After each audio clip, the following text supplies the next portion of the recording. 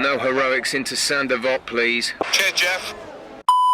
Hey guys, it's James here. Welcome back to another F1 2020 My Team Career Mode video. We are here with episode number 5 for the Dutch Grand Prix. As we can see, we've got an interview with Will Buxton coming up. If you did miss the last episode around Shanghai, be sure to go check that one out. As you can see, we're just going towards the R&D tree.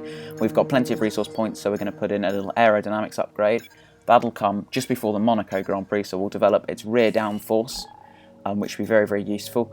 But we've got plenty of cash in the bank now, 3.42 million, so we should hopefully be looking to upgrade some of the facilities, get some of the parts through quicker. But yeah, we're just going to go towards the interview with Will Buxton because see how we're doing in terms of this season.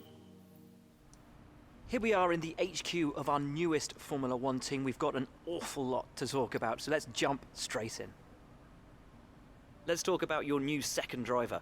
How are they settling in? I think Guan Yu's doing all right. I'll say he's loving the new car. I think he's doing all right. Would it be safe to say that in terms of team orders, your career comes first in your team? Well, I'm just really outperforming Guan Yu, so there are no team orders here. I'm just doing better, really, overall. What are your predictions for your team going into this season? I really wanted to say we were a solid midfield team, but if you did watch the Chinese Grand Prix episode, we're just not. We didn't have the pace that they did. So I'd say we're just finding our feet and looking to get some points. Do you see your relationship with your second driver being long-term, or will you be looking for someone else if you're successful? I'm going to keep Guan Yu definitely till the end of the season, but if he doesn't start performing like I am, then we might be searching for a new driver. Your team's been picking up points fairly consistently. Do you think you'll be able to become a challenge to the top teams in the future? I hope next season we can grab a podium. That would be insane, but we've already scored points, so it's not really consistently. We've only done it once. Well, thanks so much, as ever, for your time. It's hugely appreciated.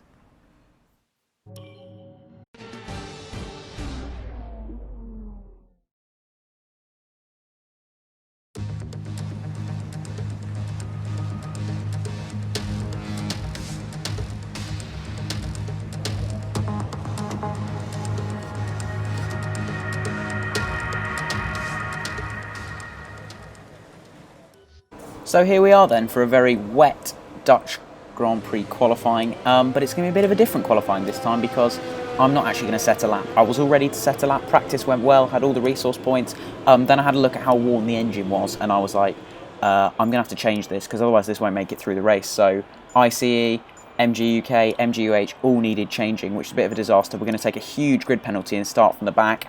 But hopefully it means we can fight our way through the field with some interesting strategies, and it's supposed to rain tomorrow as well, so that'll be exciting. But we'll be starting at the back. With qualifying finished, it's time to remind ourselves of our top three. Bottas, Verstappen and Lewis Hamilton. Goodbye for now then, but we're really just getting started. Make sure to join us again for Lights Out tomorrow.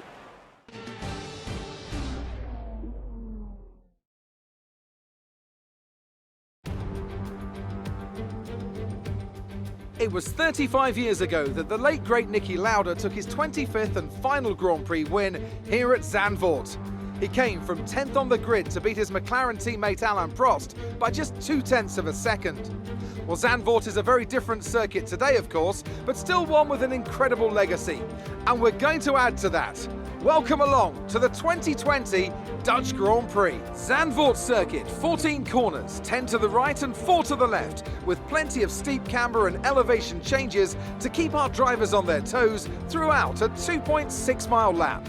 Before we begin, let's take a quick look at the grid lineup for today's race. Good job yesterday from Valtteri Bottas. The Finn starts from pole position and Max Verstappen lines up alongside. Moving on to the rest of the grid, we have Hamilton, Vettel, Lance Stroll and Leclerc, Sainz, Perez, Magnussen and Daniel Kvyat, Gasly, Ricciardo, Romain Grosjean and Albon. They've taken a grid penalty. Norris, Ocon, Antonio Giovinazzi and Guan Yu Zhou, Raikkonen, Russell, Latifi and James. Which of these talented drivers will come out on top today? So here we are then on the grid for the Dutch Grand Prix.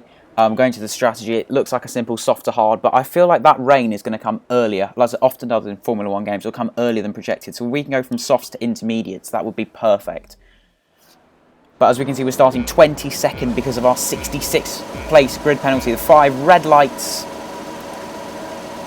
and it's lights out and away we go. It's a good start compared to Nicholas Latifi and compared to George Russell. As we can see, we're ahead of Latifi and ahead of Russell as he gets held up by Guan Yu Zhou going into turn 1, braking hard. We're up into 19th, we're hit by Latifi.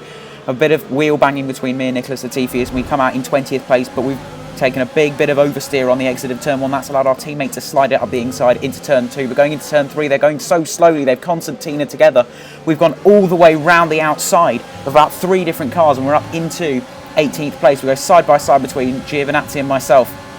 Between the tight, twisty, but very fast section here in Zandvoort, we have to back out. We're not on the racing line, and Giovinazzi can swoop round the outside. We've got to get past these 2 Alfa Romeos quickly, because the Alfa Romeo car is not as quick as the official JNS racing car.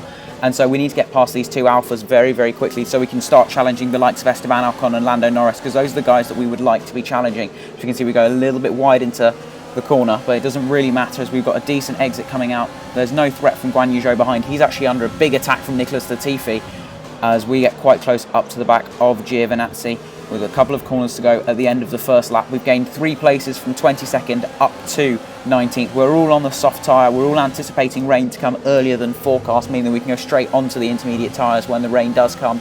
As going through the banking, we've got a really good run on Giovinazzi. Are we going to be able to go down the inside? We're up into rich mix. We've run out of ERS, but we will get some more as we cross the line. We're into overtake now. We're going to dive down the inside, and we have got past Giovinazzi. He puts up a bit of a fight, but we do squeeze him onto the dirty side of the track, and we are up into 18th place. A very bold move going into turn 1 at Zandvoort, because it is very difficult to overtake as we try and swing it around the outside of Kimi Räikkönen into turn 3 as he's got caught up behind Esteban Ocon, but we do stay behind Räikkönen. As we can see, the rain is already starting to fall on lap 6 as we've got a great run through on Kimi Räikkönen. We've cut to lap 6. We weren't able to get close enough to him, but we're going to try and lunge it down the inside at this hairpin. And yes, we have got past Kimi Räikkönen up into 17th place. With the rain falling, we've got past most of our rivals, barring the 2 Haas cars who are much, much further up the field. So we need to chase after those on our soft tyres. Esteban Ocon is on the medium tyre ahead, and yes, only took us about half a lap to catch Esteban Ocon. As we can see, we're in his slipstream. We've got the DRS, we're in rich mix, we're using overtake, using all of our power to try and get past Esteban Ocon. We lunge it down the inside into turn 1. He squeezes us towards the curb and the pit wall, but using our tighter line, we do get a better exit out of turn 1, and we are up into 16th place. It's been a great start for us, going from 22nd up into 16th now. Chase after Lando Norris. He's on the hard tyre, so he's going to have barely the grip that we do as the rain is really starting to come down now. It's to lap 11. We've chased down the 2.5 second deficit to Lando Norris. We're right on his gearbox now as he is held up behind the soft tyre shod Daniel Ricciardo. It's all part of a long train, all starting with the other McLaren car of Carlos Sainz as we try and swing it round the outside of Lando Norris to go side by side up towards the fast and twisty section, but he does stay ahead. But for how much longer, as we just have far superior grip on our soft tyres. We had a little battle with him. We are not able to get past, so we now cut onto lap 12. These soft tyres are getting quite worn. As you can see, the team wanted me to pit, but I thought, no, I'm so close to Norris, I can't back out now. We're in rich mix overtake using the DRS. We're going to try and swoop to the outside this time, take the racing line, and we do get past Lando Norris. We just have such superior grip on these soft tyres that we have got past our fellow Brits and up into 15th place. It's been a really aggressive and really good start from myself, as we've gained plenty of positions. I was helped by a good lap 1, but as we can see, the front left tyre is really starting to go off now. Same with the rear left. So we've told Jeff we're going to box this lap and put on a set of intermediate tyres. I don't think we can be the first person in the field to switch onto the intermediates, but I just felt it was wet enough. We were starting to lose a lot of grip, and I decided we're got to go onto the intermediate tyre, do something a little bit different to try and get towards the points. The stop is 2.6 seconds, so pretty good stop from the JNS racing crew. They've been pretty consistent around that 2.8, 2.6 second window. As we can see, we might be a full pit stop ahead of our teammate Guan Yu Zhou coming out the pits. He still needs to pit for wet tyres. And yes, we are a full pit stop ahead. We're side by side with Nicholas Latifi, but we have got out ahead of the Canadian as he tries to stick it up the inside of turn 3. But such is our grip difference on these fresh wet weather tyres compared to their worn slick tyres, as they will mostly all be pitting. So you can see the Alfa Romeos are going so slowly, they've just run out of grip. We've swooped around the outside of Giovinazzi, and Räikkönen is pitting. They just have no grip left on their slick tyres, and now it is extremely wet. We've jumped someone, Esteban Ocon, so we'd already overtaken him. He was pitting. Guan Yu Zhou, my teammates in the pits. I saw both Alphas peel into the pits, and yes, I did get a good run because I came out on the intermediate tyres, but for the next few laps during the wet weather, nothing really happened. I was ahead of all the people who had pitted for Inters, I got ahead of Kvyat and Albon because they pitted for Inters far later than I did, and I was just extending the gap. In the wet weather, I was just massively extending the gap to a Red Bull and an AlphaTauri, so cars who were supposed to be much quicker than ours. I just had really good pace in the wet, but I wasn't quite able to get close enough to Kevin Magnussen. As we can see, the gap has come down from about 6 seconds down towards 1.3 seconds, down towards just 0.7 seconds, and now the rain is starting to dry up a bit. So I've told Jeff, set some soft tyres for our next pit stop, and as we can see, it's getting very, very dry now, and Guan Yu Zhou is in the pits, meaning the lap I was intending to go in on soft tyres, Zhou has taken the pit box, meaning I won't be able to go in without getting massively held up. So I've just decided I'm going to have to stick it out for another lap on the intermediate tyres. We can see that the red marker at the bottom of the screen, meaning I can't go into the pits because Guan Yu is already there, which means we're almost virtually a lap ahead of him. As you can see, he's just come out the pits now. So I have to go a full lap on these very worn intermediate tyres on almost a dry racetrack, which is an absolute disaster. As we can see, George Russell, the Williams car, the slowest car on the grid, has got much, much superior pace to we do. And this is an absolute nightmare. We're a full lap ahead of George Russell, yet he's about to come and overtake us on his soft tyres. He's going to try and unlap himself. We're as high as 6th now because we're the only driver to have not pitted off the intermediate tyres at the end of lap 25. Guan Yu Zhou in the pits has really, really held us up. So you can see George Russell putting so much pressure on, as I can see in the wing mirrors, that right wing mirror, George Russell getting very close. He's just had to let Sergio Perez pass because we have both lapped George Russell, and now Perez were banging wheels with him as he tries to swoop round the outside, and there's a yellow flag, and that's because Max Verstappen is out of the race. In front of the orange army, the huge swathes of Dutch fans here, Max Verstappen is going very slowly, and he is out of the Grand Prix. He's going absolutely nowhere, a bit like Pierre Gasly when we were fighting him in Australia all the way back in episode 1. He just slows, and that's because he's had an engine failure, much to the absolute heartbreak of the Dutch fans around the sand dunes here in Zandvoort. We see George Russell slips up at the inside, the last corner. The track is so bone dry. These intermediates are absolutely useless. So you've had to go into the pits for a set of soft tyres, meaning there'll be 10 laps to go, and we need to catch Kevin Magnussen. But as I was coming into the pits, the team were changing my front wing. There was no damage on the front wing, I don't think. I went into the replay cameras. I could not spot any damage on the front wing, which is absolutely so frustrating. I've just lost about 7 seconds here. I've now been jumped by Kvyat, Albon and Ricciardo, and I think that could be a chance of points just absolutely disappeared here. The points might have just been thrown out the window because the team has decided to change my front wing, and I couldn't even feel a difference without a change. So it's just an operation about trying to catch them now. As we can see, we're miles ahead of Grosjean, one of our main rivals, but we were going to catch Kevin Magnussen and be in the points, and that'd be a dream recovery drive from last on the grid.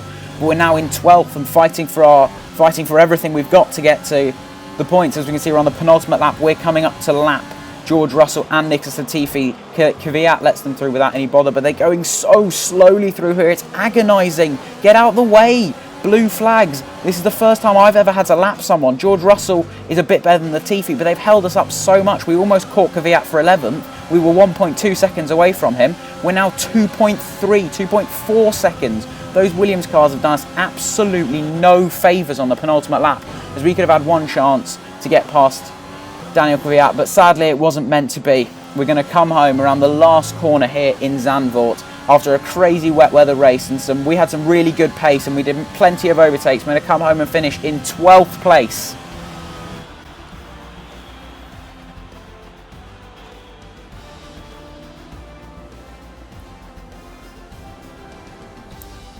And we win driver of the day for the 2nd race in a row, so that's something, but you just wish we could have got points here.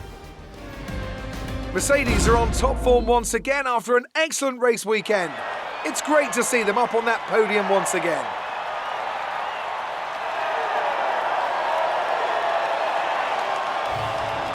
So then, it's time to see how this result affects the Drivers' Championship. More points for Valtteri Bottas, further solidifying his lead at the top of the table. Now, let's discuss, Ant. Who would you say is a contender for Driver of the Day? I have to give it to James. They demonstrated a very delicate touch in close proximity to other cars, as well as showing a lot of maturity and patience in difficult situations. It's time to check out the Constructors' standings. Mercedes continue to extend their lead. Meanwhile, Ferrari have improved their position. A strong weekend from them as they fight their way towards the top. And with that, we wrap up another weekend of motorsport. But with more races lined up, be sure to join us when we come back with more Formula One. Great work out there today. let's have your thoughts. Did you struggle to get through all that traffic today? Not at all. The balance of the car, I was really happy with that. So that was the chassis. The chassis performed so well. It's safe to say you're smashing everyone's expectations, isn't it? Yeah, I think so. We're getting above the said people we'd said we'd be fighting with. So everyone's putting in a lot of effort. In the wet weather today? Yeah, I loved it. It was actually really, really good fun driving around Zandvoort. Really rewarding as well. You had a close battle today, didn't you? Yeah, I wish I could have caught him on the last lap, but the game decided to change my front wing. Great. Well, that's everything. So as we can see, we are level with Daniel Kvyat in this race in our rivalry, meaning we are still losing, which is frustrating. I wish I could have caught him on the last lap. I think I had the pace on my soft tyres. We're getting some more acclaim for the team, which is good. My driver acclaim is going up as well. Good combined team acclaim. So that's good. And also we completed the sponsor bonus, unlike last time, because I did change the race percentage back to 50%. So looking forward to the Spanish Grand Prix next around the Circuit de Catalunya. It is notoriously difficult to overtake round there, which is really frustrating. It's an enjoyable track, but it is very, very hard to overtake. So we'll just see what happens. Hopefully there'll be some new upgrades on the car. Try and maybe get some points, but you never know with the JNS racing cars at all. But if you have enjoyed this episode, make sure to like the video, subscribe if you are new to the channel and you want to see twice weekly Formula 1 content, and I will catch you at the Spanish Grand Prix. Later, guys.